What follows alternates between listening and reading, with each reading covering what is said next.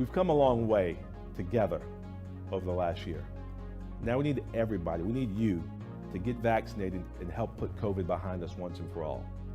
It's time for everyone to say they've rolled up their sleeves and gotten their vaccinations. COVID vaccines are safe and effective. Everyone in the Benjamin family has now been vaccinated, even our youngest. Just like we've done, and just like so many others across the Midlands, it is important to protect yourself, your loved ones, and your community. Once you've gotten fully vaccinated, you'll know you've done your part in helping everyone get safely back together again. Take a look, see how easy that was. Vaccinations are free and available from great community partners all across the Midlands. Getting our city and all of our communities back to normal is almost within reach. We're almost there. This is your shot, Columbia.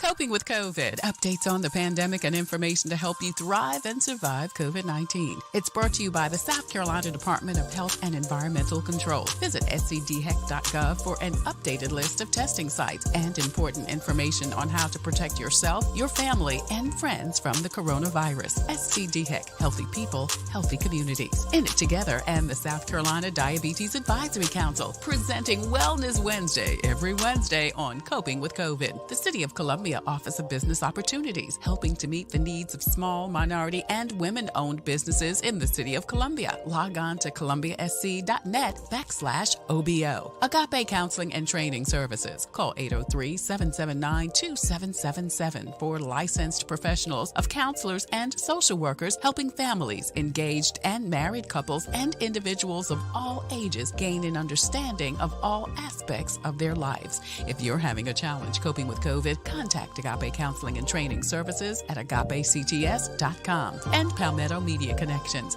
connecting media and communities together. Coping with COVID, brought to you by SCDHEC. In it together, the Diabetes Advisory Council, the City of Columbia Office of Business Opportunities, Agape Counseling and Training Center, and Palmetto Media Connections. Coping with COVID with Tre Tailor.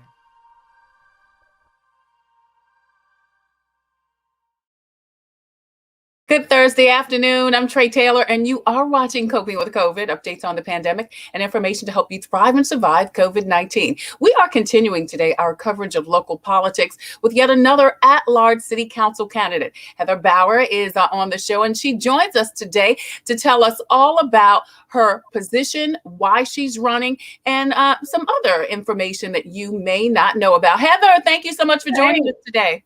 Thank you for having me. Absolutely. Absolutely. We're going to talk to Heather more in just a minute. Plus, you may have heard that Governor McMaster lifted the state of emergency in South Carolina. Well, Conley Ann Ragley with DSS is here to tell us how that may or may not affect your SNAP benefits. Hey, Conley Ann, thank you again so much for joining us today. We appreciate you. Glad to be here, Tre. Thank you. All righty. We'll come back with both of those ladies next and more on Coping with COVID. But first, your COVID community updates.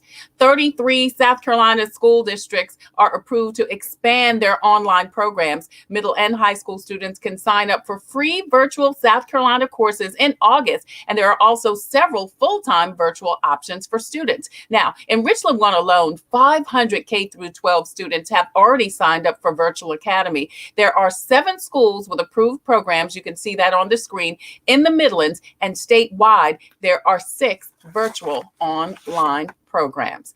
Check out the information on the screen for more information on your student this upcoming fall season. South Carolina is experiencing the highest number of COVID cases since April, mostly due to the 54 confirmed cases of the Delta variant. With the new school year on the way, DHEC says they will release their recommendations for students, faculty, and staff, but they are still encouraging people to continue to be vigilant with hand washing and masks. And more fun to come at Carowinds. The park is extending its summer season through September 3rd, 10 days longer than usual, and no longer require reservations. Now, the Grand Carnival is also back through August. It's a cultural experience that includes food tastings, games, and live entertainment. Go to the Carowinds website for more information. SCDHEC has your most up-to-date list of times, dates, locations for COVID testing and COVID vaccinations in and around South Carolina. As a matter of fact, check the school at the bottom of the screen. You will see several locations throughout South Carolina that are offering COVID vaccinations right now. We're going to highlight a couple right now. As a matter of fact, if you are a veteran in South Carolina, the VA is handling all COVID vaccinations for veterans. You can see how you can register for your COVID vaccination on the screen. Also, Kroger pharmacies are also offering the COVID vaccinations. They are offering it along with CVS and the CVSs that are located in the Target stores. Again, you can see those locations and more information on the screen. Now, if you or someone you know is having a challenge registering to get your COVID vaccination, Get Set Up is helping you make your COVID vaccine appointment. There are free classes available, and if you need more information, you can call the number on the screen and get signed up to Get Set Up. Also, don't miss your shot. You can not only get free rides to get your vaccination through the Comet bus system, but the Comet main location at the corner of Sumter and Laurel Streets in Columbia, South Carolina, is offering COVID vaccinations. Again, that information is posted on the screen and will be scrolling throughout the show on the bottom of the screen.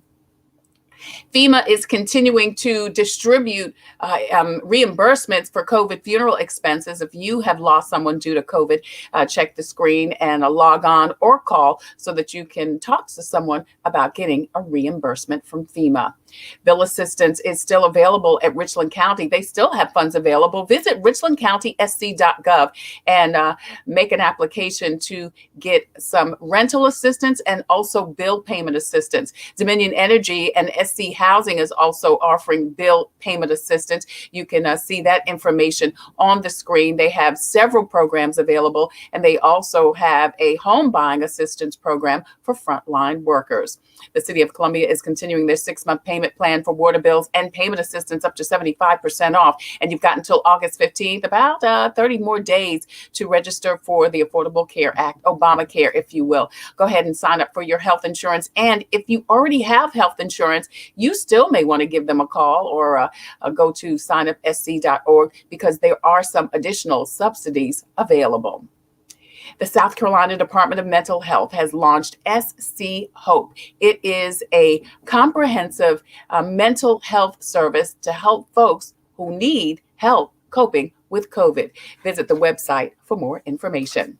I'm Tre Tailor, and you're watching Coping with COVID, updates on the pandemic and information to help you thrive and survive COVID-19. We are streaming live on the Tailor Made production page on Facebook. That's the home of Coping with COVID. Would you please go over there and hit like and follow and post and share? Not only you can get notifications on when to watch Coping with COVID, Wednesday, Thursday, and Friday at 2 p.m. Eastern Standard Time. And then, of course, every first Monday with comedian George Wallace. You can also visit that page for all types of great COVID-related updates. We're also streaming live on YouTube. Want to say hi to all of you YouTubers. Thank you so much for joining us. And please don't forget to hit the subscribe button. And then we also have a presence on Instagram. Listen, don't forget that throughout the show, they'll be scrolling at the bottom of the screen, several types of resources available for you, whether you need financial resources, need to know where to get a COVID test or the COVID vaccine. So check the bottom of the screen for details. And don't forget to post and share this show out. We are getting the message to the masses on social media, cutting through the fake news to provide you some factual information. You can also post your question and we'll be glad to answer it for you. Now, listen, you may have heard the recent news that many benefits originally received due to the COVID-19 pandemic are ending. Now, this is mostly due to, in South Carolina, to the governor lifting the state of emergency. Conley Ann Ragley is here. She's the Director of Communications and External Affairs at DSS. She's here to explain how that may affect you. Conley Ann, thank you so much for joining us again. I appreciate you taking time out of your day. Hi, Tre. Glad to be back with you and your viewers and listeners at Coping with COVID, because we do have some very important information that we want to help get out to the masses, and we'll talk about that today. Absolutely. So first of all, there were several programs that were implemented specifically due to the pandemic. Can you tell us a little bit about what those are or were? Sure, absolutely. So first and foremost, we know that families were struggling during the pandemic. And Yeah.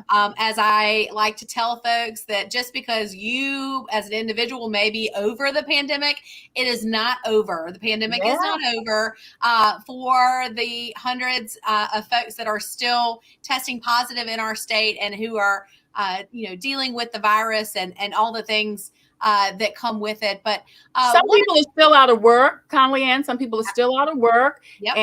and still having issues with childcare. So yeah, and then let's not even talk about the Delta variant. It's still alive and kicking, unfortunately. Right. And so one of the we do have several programs, as you mentioned.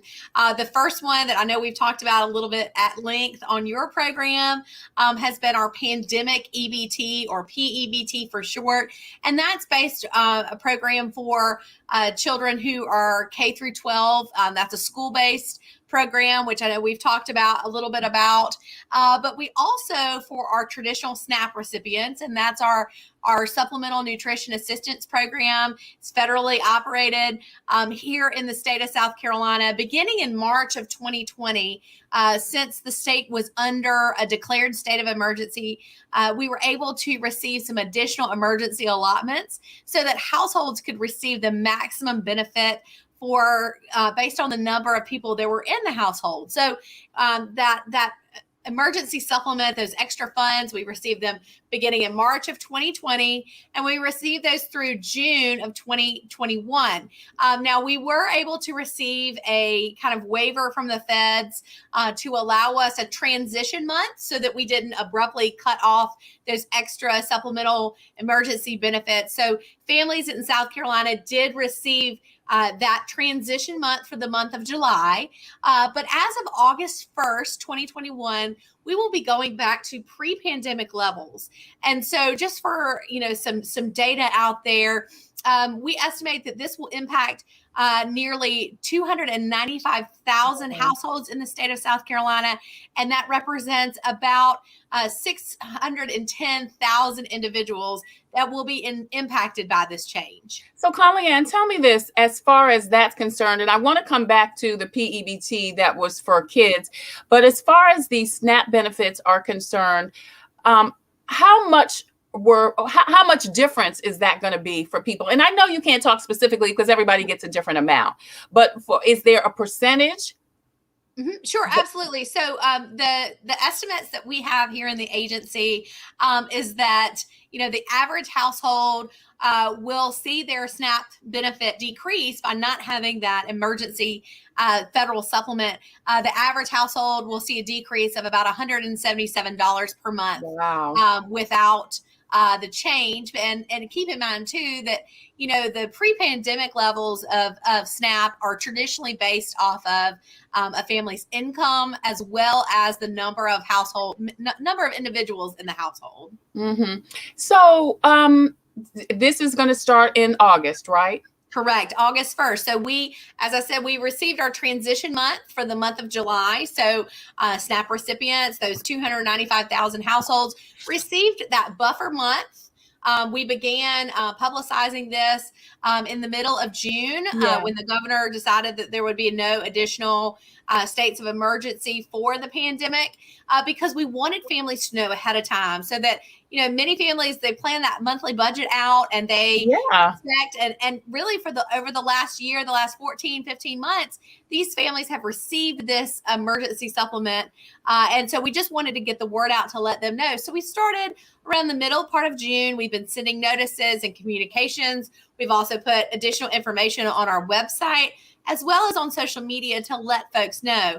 And one of the things that I think is, I think about a senior citizen who may be on a fixed income, who may only receive, $16, $20, maybe $40 a month. And because they were receiving the maximum amount for a one-person household, that's going to be a huge impact to their budget. Yeah, it really is, Conley Ann. So let me ask you, what can people do when they lose the benefits and they still need them? Is there any recourse or any other additional programs that DSS may have for those folks?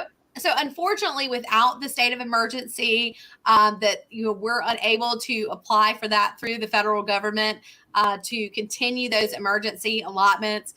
So we are kind of going back to basics and those building blocks, encouraging folks if they have school-age children to look at summer feeding sites. I know the South Carolina Department of Education has put a lot of information on their websites about, I think they're calling them summer break cafes. Yes. Where families can go and either take a meal home with them or can go and eat for the day. Those things, the U.S. Department of Agriculture has those summer feeding sites as well. And then there's also your traditional routes of food banks. And then we do have folks through our SNAP program for our employment and training division. If an individual who is receiving SNAP or TANF is looking to better their employment, maybe brush up on some skills and participate in job trainings and events, we do offer job fairs periodically. We have one or so about every week, partnering with local organizations to try to help not only get somebody employed, but get them gainfully employed. And we find that many folks right now are underemployed, that they need additional help reaching and being able to cover their expenses. We're talking to Conley Ann Ragley. She is the Director of Communications and External Affairs at the Department of Social Services. You're watching Coping with COVID. I'm Tre Tailor, and we're talking today about DSS SNAP benefits and how they're going to be affected. I want to say hi to Sonda Jet Claire, who says very helpful information. Mitchell Peace Joy Jen says, thank you for the information. Thank you, ladies, so much for watching. Please post and share this information out, because how many people in South Carolina, Conley Ann, are receiving SNAP benefits right now? Sure. So the agency, again, here in South Carolina, that we're charged with this program, about 295,000 households receive SNAP. Excuse me. We estimate that to be 610,000 individuals in those households. And we know that the census information is going to say we have over 5 million people in South Carolina. So it is a large chunk of our population. Yeah, it's really affecting a lot of people. That's why I encourage people to post and share this information now. Hopefully people know already, but we want to get those folks who in a couple of weeks are going to get that check or, get that upload on their card and think, oh, what happened? Because it just kind of went over their head. So now let's go backwards, Conley Ann, because you mentioned that there were 2 different programs and you talked about pandemic EBT, which were those additional funds for the K through 12 children in your home. Is that still in place? Sure. So the first round and we talk about it in rounds. So the first round was last school year. So that would have been for the 2019-2020 school year, where folks received an EBT card in the mail, or they had funds deposited in their account. That round has closed. We're currently in the second round of PEBT, where we have been distributing those based. The amount is the number of days that a student is learning virtually, multiplied by a daily rate. And so we are in the final distribution phases of PEBT 2.0, and that final amount will be transmitted to individuals' cards by July 30th. So that is closing out, and that will be for any days that children who qualify for PEBT learned virtually. So we're coming up on the end of that program. Now, looking ahead down the pike, the federal government has also authorized a third round of PEBT, which we don't have any information on that, but that will be forthcoming. But what we do know is that will be a one-time lump sum payment for individuals who had children enrolled in school, and that would be to cover their summer meals. And so we know that won't be based, on a calculation of a number of days times a daily rate. It'll be more like PEBT 1.0 in that it will be one lump sum added to a card. And so we'll be sure to keep you updated as we have more information on that. And again, as we start to roll that out. And then there's also another program that is designed for children who normally qualify for SNAP that were enrolled in childcare. During the pandemic, we don't have any additional information on that, but that is something that the agency is forthcoming and that we're expecting to learn more about it very soon. Now, just to clarify, but those two packs of money are for kids who were either enrolled in daycare or were K through 12 for the summer. That's not for the upcoming school year, correct? Correct. No, this is all for the conclusion of the 2020-2021 school year. So as far as, that's a great question that I've had several people in the community ask me, what does it look like if we're going to receive any kind of monies right for the coming school year? And so I don't know. I haven't seen anything out of Washington about that for the 21-22 school year. I know there's been a lot of discussions about the child care tax credit and those funds that the federal government is sending to parents and caregivers. But I have not heard of anything for hopefully, the whole point of PBT was to help make up for long-time school closures for children that would normally receive meals, while they're at school, because we know, unfortunately, in this state and in many others, sometimes that reduced price or free breakfast and lunch maybe the only meal and the only nutritious meal that a child receives all day. And so hopefully children, knock on wood, will be back in school and be receiving not only those meals, but being with teachers that really love and cherish, teach, and care for them like their own children. Yeah, you know what, Conley Ann, let me tell you, the stickling point about that is, and I just did a story about it today, even though, yes, hopefully, like you said, schools will be back open, everything will be, back to whatever normal is going to look like. Right. But because now the schools, many of the schools, 7 districts here in the Midlands are offering virtual options because we are not over COVID. So while most kids will probably go back to school, there are so many more virtual options that parents and students are choosing because they are not, they don't feel safe because of the Delta variant, because kids under 12 can't get vaccinated. So, my prayer is that while on one hand, we are kind of working toward normal. On the other hand, there's so many additional variables where students may still need, those additional benefits. So, prayerfully, the government will see that that's a need, and our governor, our local government will, take advantage of those opportunities. Right. Well, we are keeping track of what's going on at the federal level. If there are additional rounds of PEBT or PEBT-like programs, those would come from bills in Congress. So we definitely are watching those to see if there's going to be any additional relief for, the coming school year. And of course, if people want more information, they can go to the DSS website, right, and get that information. And they should check what's the primary way that you communicate with your clients? Is that email? Is that calls? How do you primarily? So we do it in a variety of methods. We do have a project manager who updates our website daily. So we're trying to make sure that it's got the most current information on it. We are very responsive on social media, pushing out information. We also have a call center at DSS that is staffed 8:30 a.m. to 5 p.m. every day. And that number is 803-898-7601.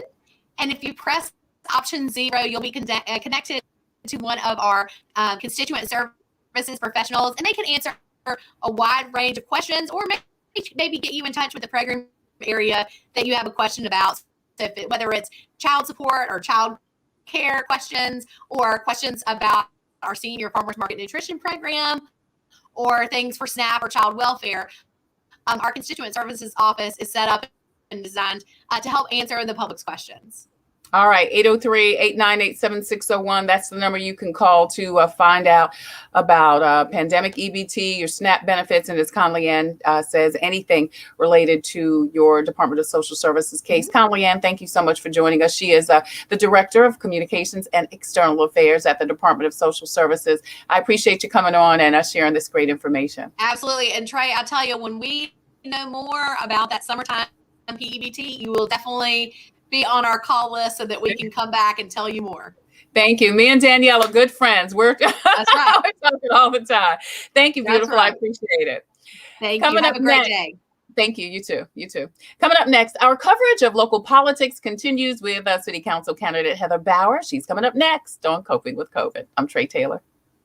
Coping with COVID, updates on the pandemic, and information to help you thrive and survive COVID-19. It's brought to you by SCDHEC. Visit scdhec.gov for an updated list of testing and vaccination sites and info to help protect yourself, your family, and friends from the coronavirus. SCDHEC, healthy people, healthy communities. In it together, SC and the South Carolina Diabetes Advisory Council presenting Wellness Wednesday every Wednesday on Coping with COVID. The City of Columbia Office of Business Opportunities, helping to meet the needs of small, minority, and women-owned businesses in the City of Columbia. Visit columbiasc.net/OBO. Agape Counseling and Training Services. Call 803-779-2777 for licensed professionals of counselors and social workers helping families, engaged and married couples, and individuals of all ages gain an understanding of all aspects of their lives. If you're having a challenge coping with COVID, visit Agape Counseling and Training Services at agapects.com.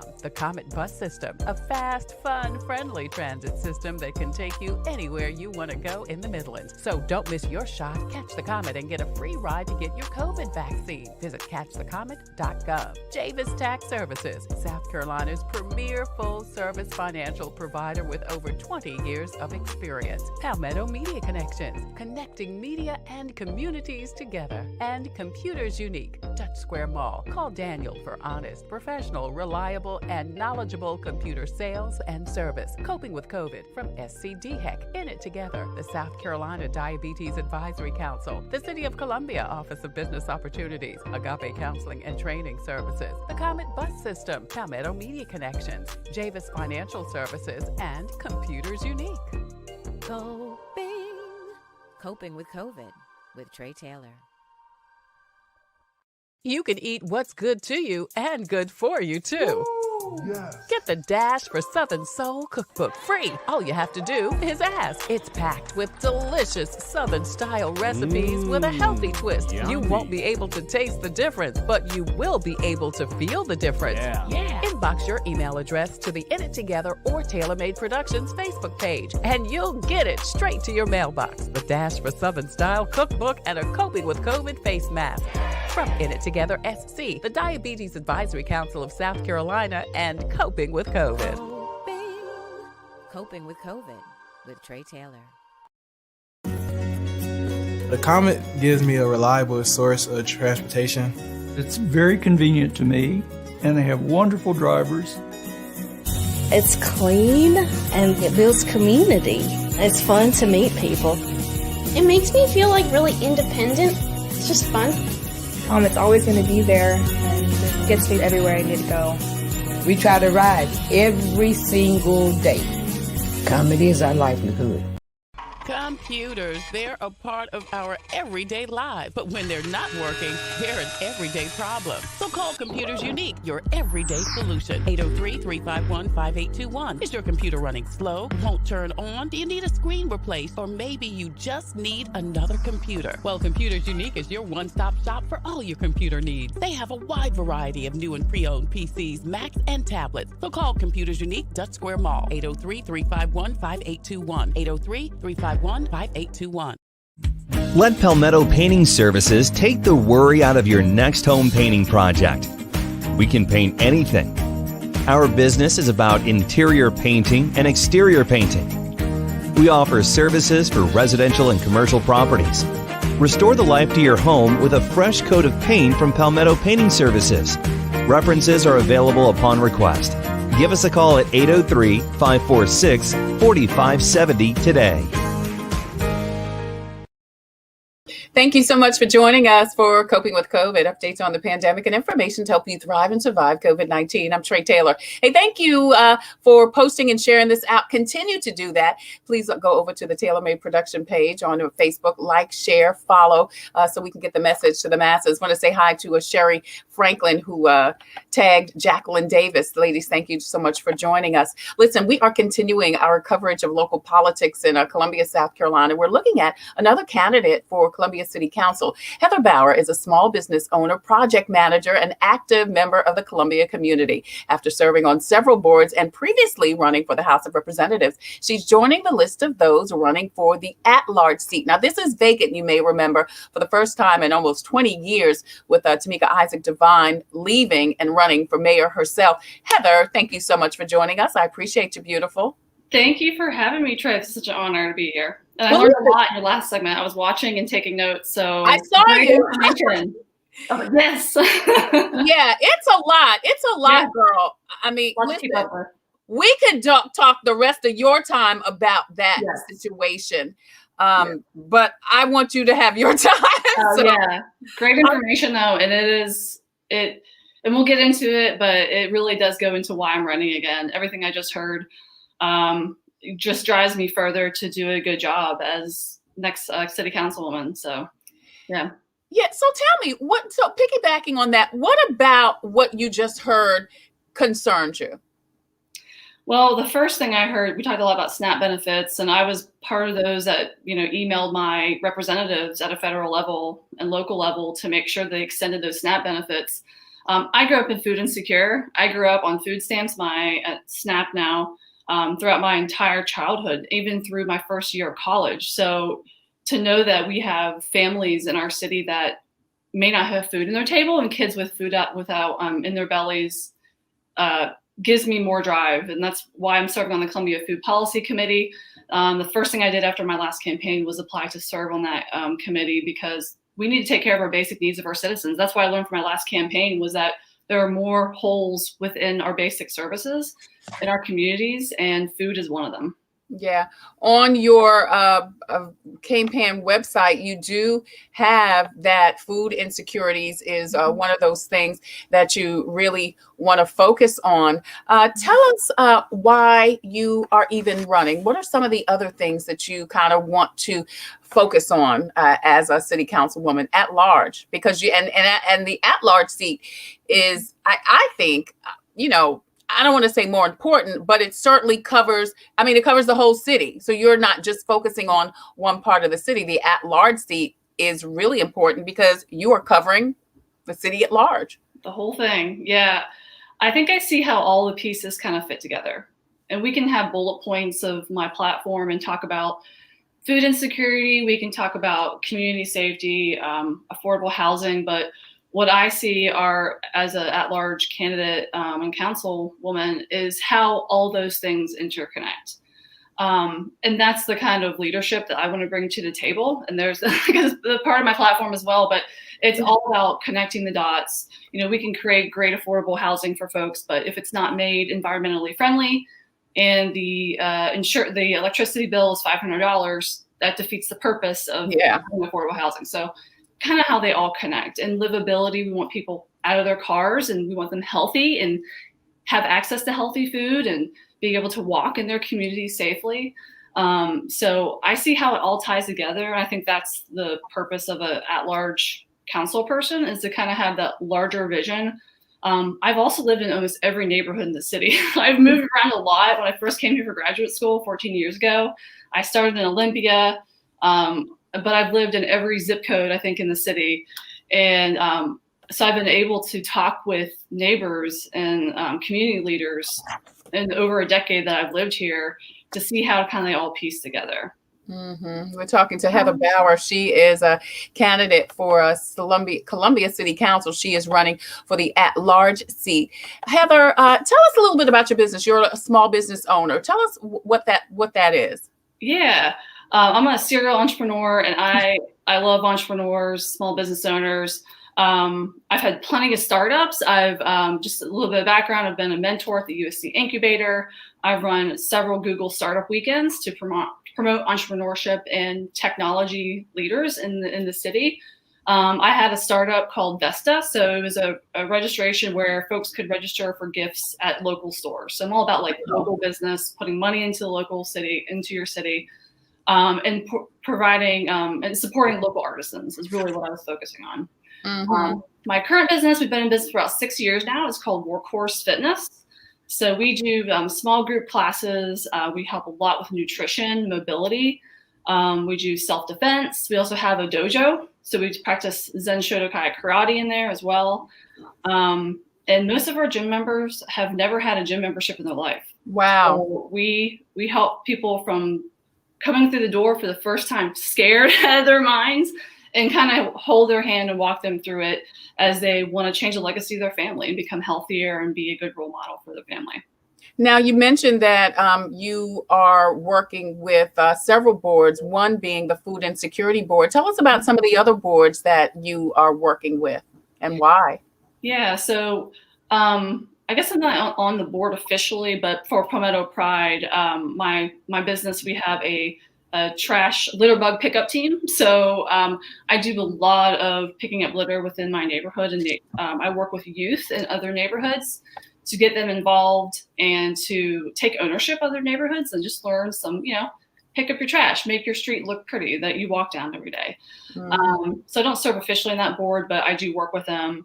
I've also served on Congaree Vista Guild Board. So this is like the informative years when we're really trying to have some economic growth within the Vista, at the same time taking care of our artists who really started the Vista. If you know the history, it started because of artists moving into warehouses. Yeah. In the Vista. And that could be a conversation for a whole other show.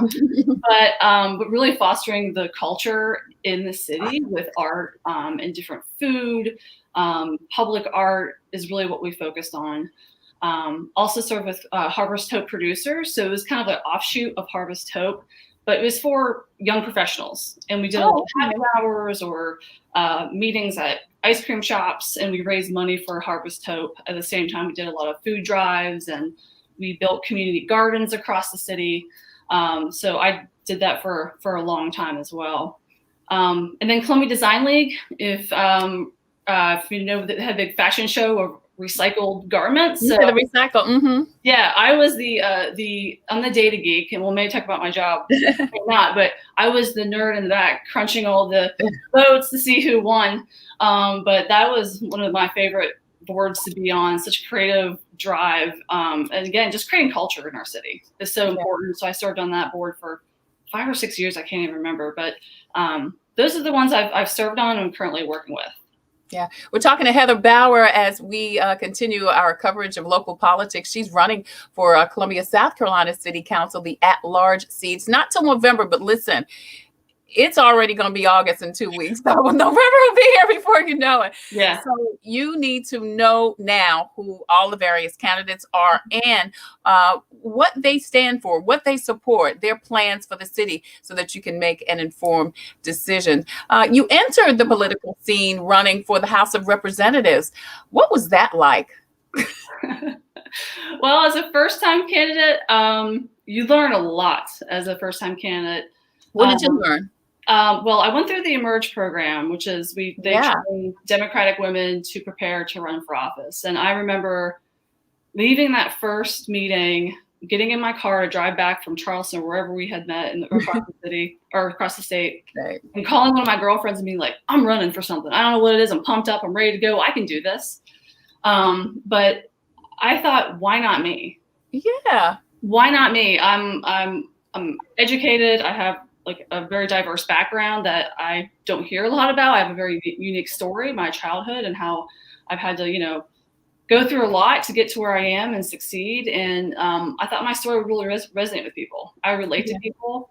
I'm just a basic girl who, grew up in the middle of nowhere and had to work really hard to get out of, an unfortunate childhood situation. But I wanted to share my story, and that was tough at first, but I figured, why not me?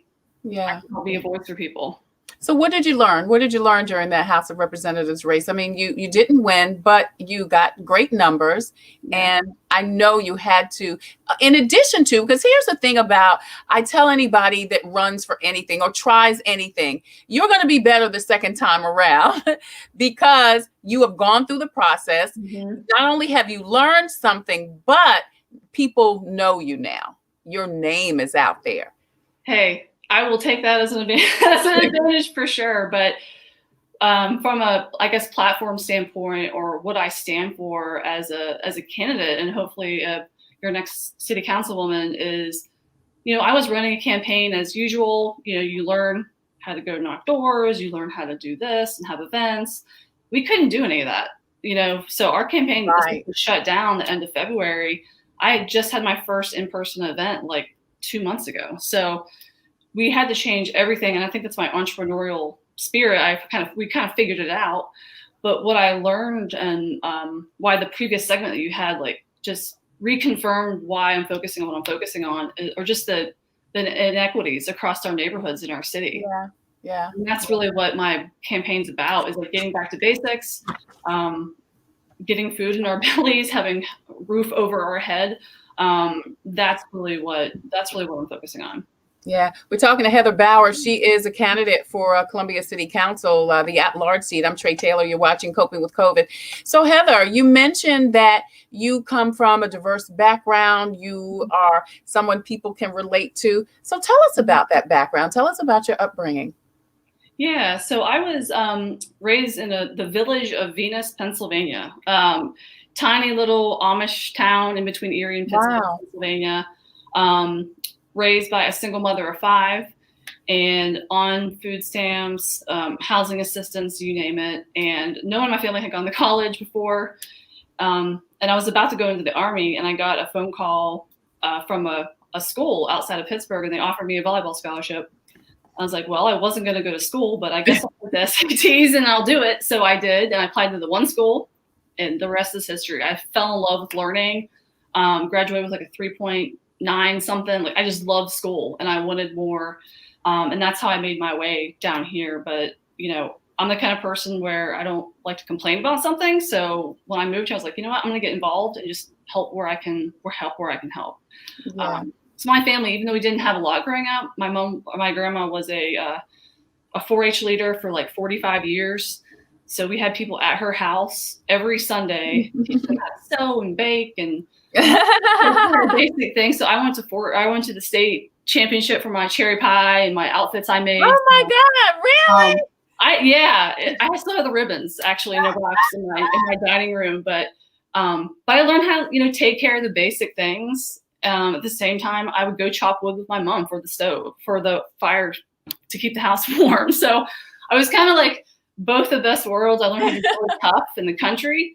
At the same time, learned those skills that my grandma Alice taught me. So yeah, I love that. I want to ask you about some specific things that you would like to see happen in City Columbia. But before I do that, you mentioned that you went to school on a volleyball scholarship. So what is it about volleyball, about sports, that is key to you being a great city councilwoman?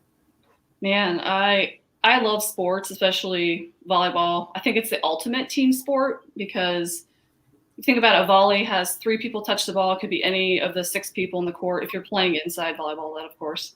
But communication is key. You're working in a small box. You're talking all the time, constant communication.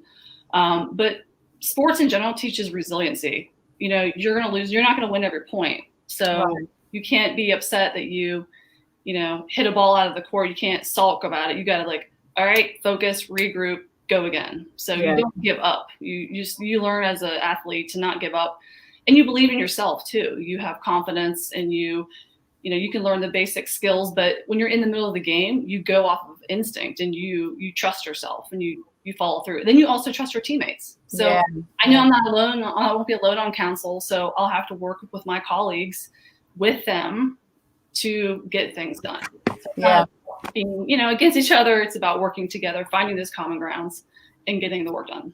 We're talking to Heather Bauer. She is candidate for Columbia City Council, and we are finding out all about her and why she's running. Let's talk a little specifics. What is your thoughts about tackling homelessness? I'm just going to throw out a couple of things.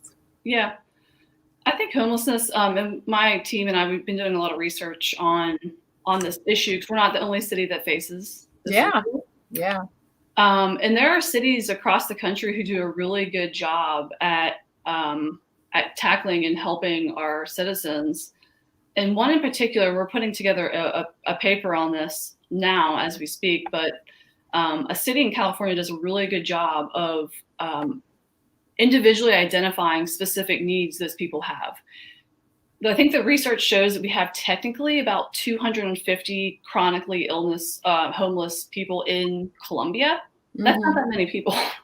So I feel like if we can get to the root of what their individual issues are, whether that's, mental illness, or do they need the medications, do they need housing? Obviously they need housing. So how are we going to pay for that? So if we can get down to the root issues of each of those people and take care of them individually, I think that's a better approach. I don't think there's a blanket approach for a person.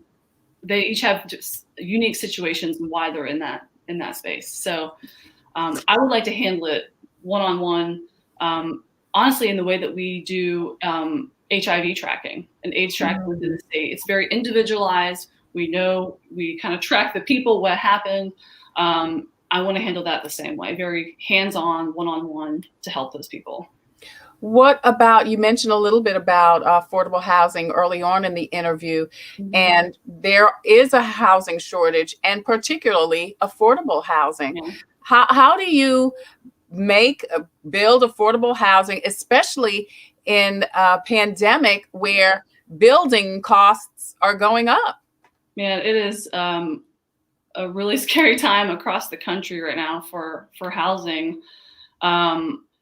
I think as a city, we need to work with developers and hold them accountable, but at the same time, make sure that we're hiring people in the city, in the state. We have a lot of outside developers who come in, they get tax breaks. We don't hire people locally. So there's more to it than, I guess, just building affordable homes, but I want to employ and create jobs and hire people from Columbia, from South Carolina to build those homes. Yeah. And then working with communities. What I've heard a lot talking to leaders across the city is that they want to do this with city council. They don't want to find out, 2 months before a housing complex is built that it's happening. They don't want a leader top down. They want to be working with them at the ground level. And that's what I want to do, is work with communities to make sure that it fits what their vision is for their community. Yeah. As a small and minority, woman-owned business owner, I know that's near and dear to your heart. And, the city has a very active Office of Business Opportunities. Is there anything that you feel, see, think, believe, want to change or alter or implement about how the city of Columbia deals with, handles, supports, or doesn't support small minority-owned businesses? Yes. So I'm a project manager by trade. I like streamlining things and making things easy for people. And one of the first things I'm going to do if elected to city council is create an ad hoc committee between the county council and the city council. Because I know I've heard from people, even just trying to pay their parking ticket, they go to one building, that's not the right building, so they have to go over here, then they have to go over here, then they have to try to find a stamp, and they don't have checks. So it becomes very cumbersome. But for small business, I want to streamline it and make it easier. I do not want any longer for businesses to go over to our neighboring cities to start their business. I want them to start here. And I have that personal experience of how tough it can be being a business owner in the city. I don't think any other candidate can say that. I mean, I've been a serial business owner. I've lived it. I've shut down my business during COVID. I've had to pivot, reopen back up safely, and we're doing well. So I hope to provide what I've learned when I'm on council. What can people do for you? What do you need from your supporters, from the public, for people who are trying to get to know you? Well, thank you. I'm all about meeting people where they are. And that means knocking doors, getting out into communities, talking to folks. My platform is not static. I want to get feedback from people. If it's not what I should be focusing on, I want them to tell me. What that means is I need resources. So donations, doesn't matter if you live in the city limits. But if you believe in my vision and what I'm trying to do, donations are amazing, of course. And then volunteers. I love knocking doors. I love getting out and meeting people, like I said, where they are on their front porch and just having a candid conversation. So come out and walk with me. Come out and knock some doors and take notes and provide some feedback. And then yard signs, like you mentioned at the top of the show, name recognition is huge. So putting a yard sign up, it's free for you, and it helps me tremendously just to get my name out there. Yeah, we're talking to Heather Bauer and wrapping up our conversation. She is running for the City of Columbia City Council here in Columbia, South Carolina. The election is in November, but now is the time you need to listen up and find out everyone that's running and what they're talking about and what they feel is, the right thing for the city, so that you can align with the folks who align with the things that you believe and that you want. Heather, listen, thank you so much for joining us. I just so appreciate you coming on and sharing all of this great information. Before we leave, I just want to ask you kind of a silly question. I don't know if it's silly or not, but how do you like long hair? I told Bree I grew out today, because I told Bree yesterday, who is your campaign manager, I said, I love the long hair. As you can see, there's a picture of you with short hair. Now, here's the thing. I love the short hair because I like short hair. But can I tell you, the long hair, you look so different. I know. I kept looking at it. I was like, I don't even see her in there. Where are you? Are you in there? Do you like long hair or short hair? I kind of have phases. I'll like grow it out, then I'll be like, cut it off. So, it grows back. But that's me with my really, really short hair. I'm not sure if you have any of the pictures, but it grew really fast. So I eat really well. I take collagen every day. I drink a lot of water. So I'm going to say it's that for that reason.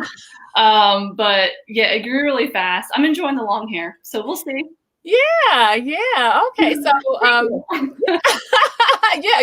love it. I love it. And, but I like the short hair too. So I don't know. Anyway. Yeah, just go with it. I'll put the red lips though. It's my thing. Right. And listen, like you said, it's just hair. You cut it off, make it long, big, and look, me, I'm a very creative hair person. So same here. Heather Bauer is running for the city council at-large seat in Columbia, South Carolina. Visit her website. We've got the information on the screen if you need more information. And as she said, go to her website, volunteer, make a donation, get a yard sign. And if nothing else, find out about Heather and all of the candidates that are running for the upcoming election. Heather Bauer, thank you so much for joining us today. Beautiful. I appreciate you. Thank you for the platform. Great show. Thank you. Thank you. Thank you so much. Thank you so much. Listen. All right. So if you have a story or initiative that could help someone cope with COVID, please go to the Tailor Made production page and inbox me. We would love to feature your story or initiative on coping with COVID. The information is actually scrolling at the bottom of the screen. If you have a product or service that could help someone cope with COVID, please email copingwithtreitailor@gmail.com, copingwithtreitailor@gmail.com. And we would love for you to be a proud sponsor of Coping with COVID, just like SCDHEC, the City of Columbia Office of Business Opportunities, In It Together SC, and the Diabetes Advisory Council of South Carolina that present Wellness Wednesday every Wednesday, the Comet Bus System, Palmetto Media Connections, also Javis Tax Services, Agape Counseling and Training Services, Computers Unique, Dutch Square Mall. Thank you for the computers. Also Palmetto Painting Services. Can't wait to see my new house painted, and I'll tell you all about that. And also the Fifth Circuit Solicitor's Office, Dr. Attorney Byron Gibson. He is on our show every second Thursday. We thank you so much, and we would love for you to be a part.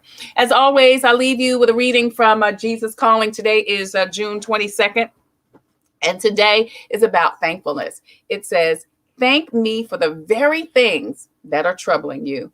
You're on the brink of rebellion, precariously close to shaking your fist in my face." Jesus says you are tempted to indulge in just a little bit of complaining about how you think I'm treating you. But once you step over that line, torments of rage and self-pity can sweep you away. The best protection against this indulgence is thanksgiving. It's impossible to thank me, Jesus says, and curse me at the same time. Thanking me for the trials will feel awkward and contrived at first, but if you persist, your thankful words, prayer, and faith will eventually make a difference in your heart. thankfulness. Being thankful will make a difference in your heart, in your mind, and in your spirit. Thankfulness awakens you to my presence, Jesus says, which overshadows all of your problems. That's your Jesus Calling for today, Thursday, June 22nd. I'm Tre Tailor. Thank you again so much for joining us. Hey, don't forget, tomorrow we're talking to comedian Mike Goodwin. He was on America's Got Talent Tuesday. Did y'all see him? He got 4 yeses. He's going to be on the show tomorrow along with veteran comedian J. Anthony Brown, who will tell us about his new projects, give us some tips for up-and-coming performers, and also the Urban League Young Professionals. We'll talk about their mayoral candidate forum. That and more coming up tomorrow on Coping with COVID. And then, of course, next Wednesday, Wellness Wednesday, In It Together SC and the Diabetes Advisory Council of South Carolina.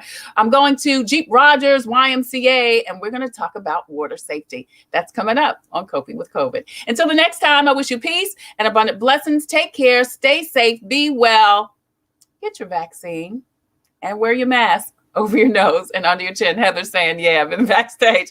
See y'all tomorrow.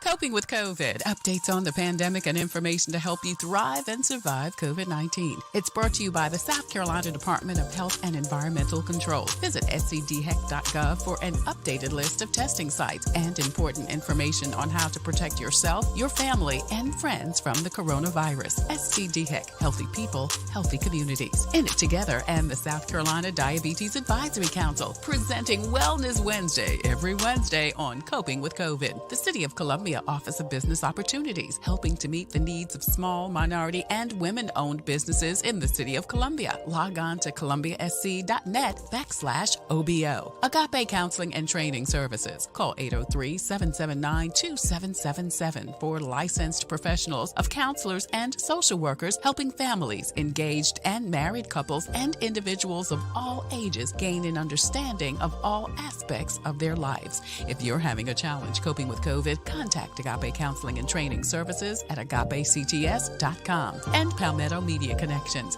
connecting media and communities together. Coping with COVID, brought to you by SCDHEC, In It Together, the Diabetes Advisory Council, the City of Columbia Office of Business Opportunities, Agape Counseling and Training Center, and Palmetto Media Connections. Coping with COVID with Tre Tailor.